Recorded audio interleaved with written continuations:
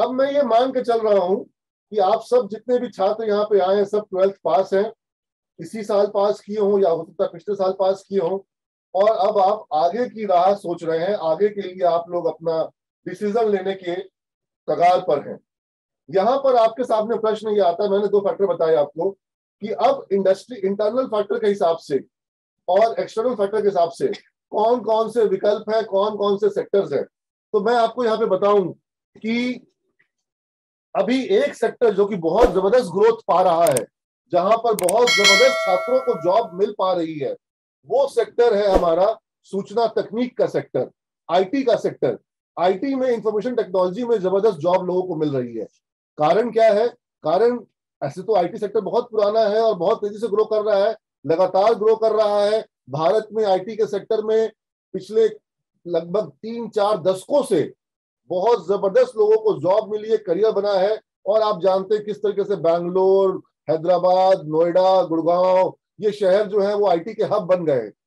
चेन्नई, पुणे, ये आईटी के हब बन गए हैं। लेकिन ये सारा कुछ होने के बाद जब ये कोविड का संक्रमण आया, कोविड का काल आया, उसके बाद से दुनिया को ये महसूस हुआ कि सारा कुछ डिजिटलाइज करने की जरूरत है। लोग अपने घर से काम कर रहे हैं, कारोबार अपने घर से हो रहा है, लोग मोबाइल पे कारोबार कर रहे हैं, सारा कुछ ऑनलाइन, सारा कुछ डिजिटलाइज हो गया। इसने पढ़ाई डिजिटलाइज हो गई, डॉक्टर से मिलना दिखाना डिजिटलाइज हो गया, विज्ञापन डिजिटलाइज हो गए हैं, डिजिटल मार्केटिंग हो रही है, सारा कुछ डिजिटल, सारा कुछ ऑनलाइन।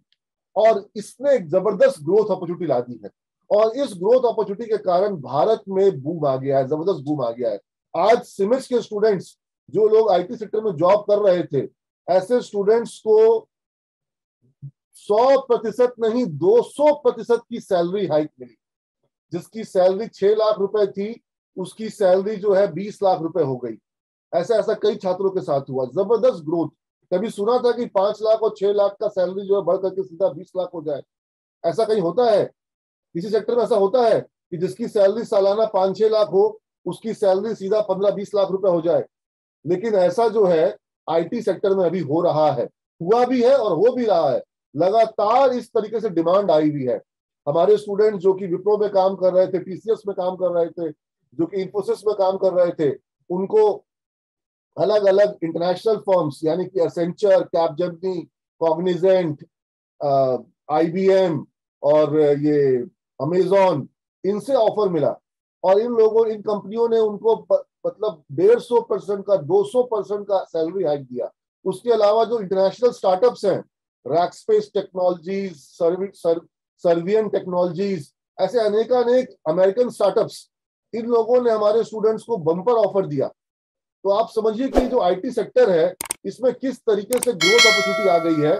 और ये ग्रोथ अपॉर्चुनिटी जो है ये अभी आने वाले कई वर्षों तक रहेगी, क्योंकि दुनिया को डिजिटलाइज करने में, दुनिया के गवर्नमेंट को डिजिटलाइज करने के लिए, ई गवर्नेंस के लिए, ई एजुकेशन के लिए, digital education, digital health care, e health, और उसके अलावा जो आपका डिजिटल कॉमर्स है, डिजिटल ऑनलाइन कॉमर्स जो है, इसके लिए बहुत समय लगेगा।